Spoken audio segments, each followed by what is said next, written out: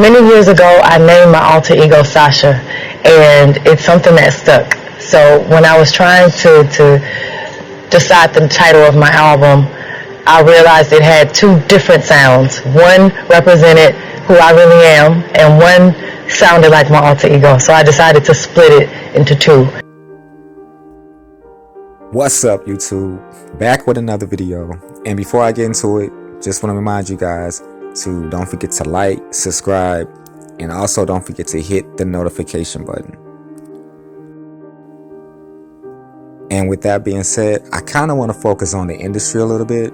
And by the name of the title of this video, you can already determine, I guess, that it's going to focus a little bit on Beyonce and the use of the name Sasha Fierce. So I want to touch on that name in particular. I know there's been all kind of videos that kind of dealt with Beyonce and her name Sasha Fierce, and people coming to all kind of conclusions and different connections or whatnot. But there's some things that have not been pointed out, so I want to look at the origin of that name and the meaning behind that name, and to give people a different insight and something else to kind of work with. So what made me come to this was I was watching a YouTube video. I was checking out this video by Layla Lynn on the whole Breonna Taylor issue and how Beyonce was criticized for not mentioning her name. Layla has a lot of good content. So after I was checking out that video, I kind of went into another video by Lovely T. Hope I'm pronouncing it right, Lovely Ty. And she was doing a video on demon time, the phrase demon time that a lot of rappers and different people in the hip hop community are using.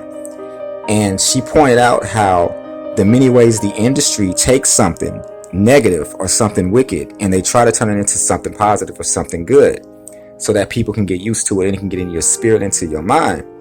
She also mentioned Beyonce's use of the term in the remix of the song Savage. However, there's another phrase and another word, of course, again by the title of this video, that I want to touch on and focus on just a little bit more, and that's the name Sasha. That name, that word and that name is rooted in an entity in ancient Hinduism that fell from heaven to earth, similar to the story we hear in the Bible about Satan falling from heaven to earth. They're very similar and they're very connected. And the word Sasha or Sesha in Hinduism is also pronounced Sasha, so it's pronounced the same way and it's spelled the same way. So I'm not even sure Beyonce is aware of this persona that she's taken on. And in no way am I creating content to slander or insult my beautiful black sister. So to the Beyonce fans and to the Beehive, do not come at me. I'm not trying to attack her. In fact, I actually enjoy Beyonce's work. I think she's one of the greatest talents we've seen in our generation. She's accomplished a lot. Her music has meant a lot to young women, to young black women, and even young white women like Adele. She went on to say how Beyonce is her inspiration at the Grammys, and how one of the first albums she listened to when she was young and felt inspired by was Destiny's Child. So she's meant a lot to young women of color, and she's also meant a lot to white women as well. So in no means is this video a reflection on how I feel personally about Beyonce. I'm just trying to point out something that is in the industry and how the industry deals in spiritual forces. So with that being said, shout out to Beyonce. However, the name Sasha and the persona she takes on, whether it was given to her by record executives or whether she just came up with this name or this persona within her spirit or within her own mind, we have to look deeper. There's always a meaning to everything, and I want us to look deeper into that meaning and into its origin.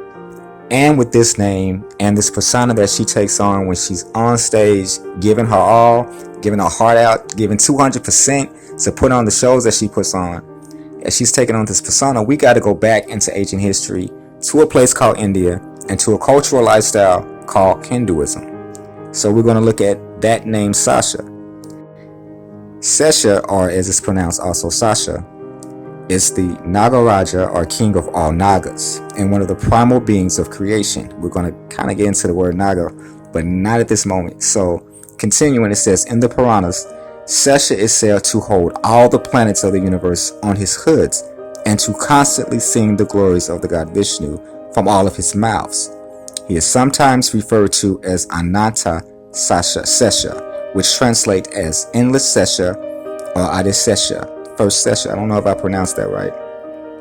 Going down a little bit, it says here, Sesha is generally depicted with a massive form that floats coiled in space or on the ocean of bliss, to form the bed of which Vishnu lies. So he's kind of like a throne. You know, Vishnu kind of sits or lays on him.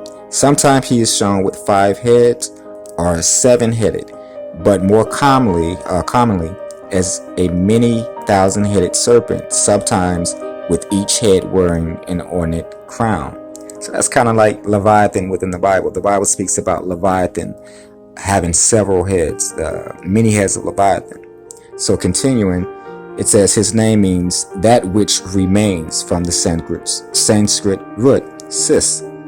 Because when the world is destroyed at the end of the Kalpa, Sesha remains as he is. Now I want y'all to check this out. This right here is real important. Now check out this word. Remember that Sesha is also called Ananta. So we're going to look at that word. So it says that Ananta, which is a term that means endless or limitless. It also means eternal or infinity.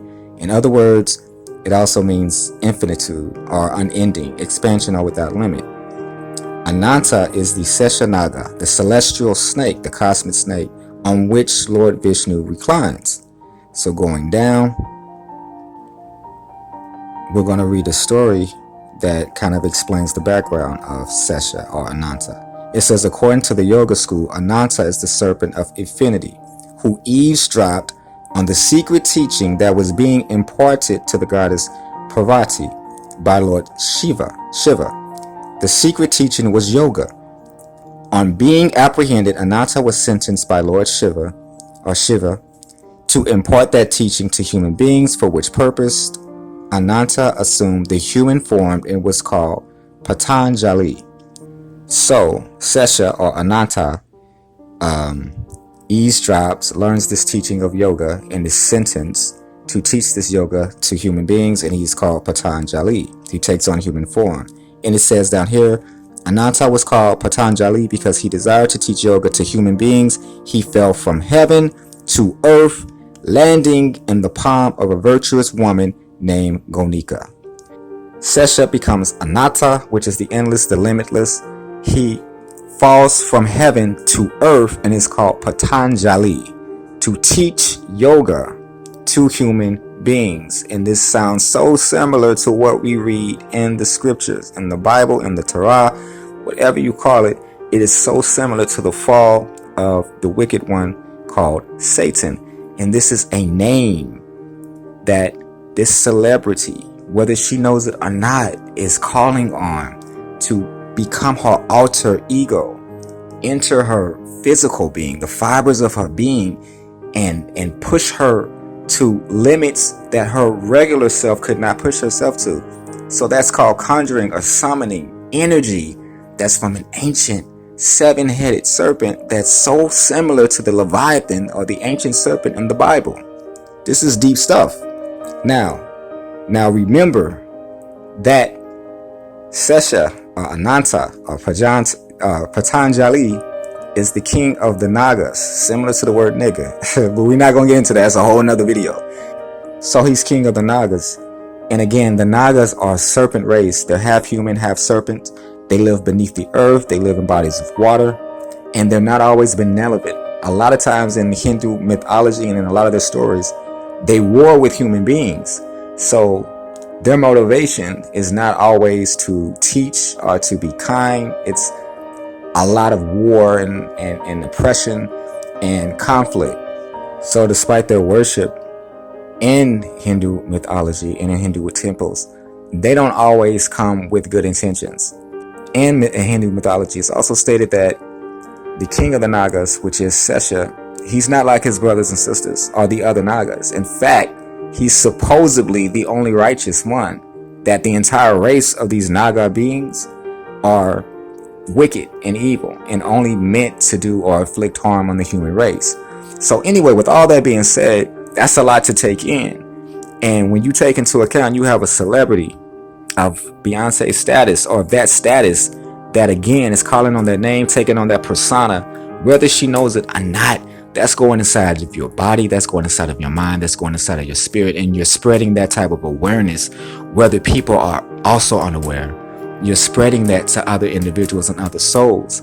They're taking that in from your music, they're taking that in from your imagery. That's pure wickedness.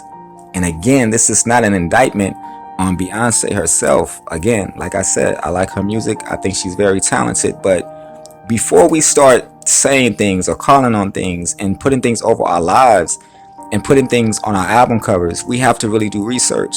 The word of God is so true and so real when it talks about calling on the names of other gods. This stuff is real. And like I said, it's a lot to take in. And I hope people, what they get out of this video, what you guys get out of this video, is that the industry is a very dangerous place, and they're playing a very dangerous game with your mind, your soul, and your spirit. So you got to be on guard. Who you playing, who you listening to, what you watching, what your kids is watching. You got to be on guard, and you got to stay on top of stuff. The Bible tells us, the Torah tells us to study to show thyself approved. So we got a lot of studying to do, y'all. We got to stay on it. We got to read that word and keep our spirits intact and keep our spirits aware at all times. So again, I didn't want to make this video too long. I just want to point that out about that name in particular, about what it means, the origin, what it connects to. With that being said, I'm out. And until next time, I'll see you guys later.